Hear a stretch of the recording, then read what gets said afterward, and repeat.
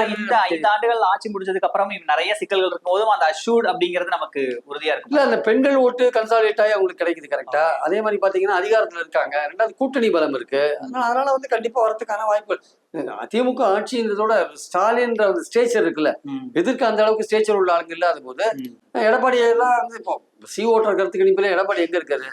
3வது இடத்துல இருக்காரு. 2வது இடத்துல விஜய் வந்துட்டான். அப்போ சிஎம் கேண்டிடேட் போது அந்த ஒரு வெயிட் கூடுது இல்ல. சோ அதுல கொஞ்சம் அட்வான்டேஜ் இருக்கு, ஒரு எட்ஜ் இருக்கு அப்படின்னு அவங்க திமுக கூட்டணி நினைக்கிறாங்க.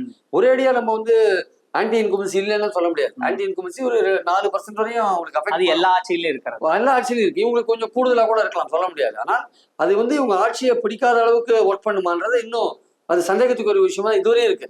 தேர்தல் நெருங்கினதுக்கு அது எப்படி மாறும்னு சொல்ல முடியாது. ஆனா என்னன்னா சார், இப்போ இந்த அன்புமணி அதுக்கப்புறம் ராமதாஸ் அவர்கள் மோதல்லையே வந்து ஒருத்தர் வந்து திமுகவுக்கு போகணும், ஒருத்தர் என்டிஏக்கு போகணும், அதன் மூலமா விசிகா வெளில போகும். ஸோ இந்த மாதிரி நிறைய செய்திகளை நாம பாக்குறோம், நிறைய பேர் அதை பத்தி பேசினாங்க.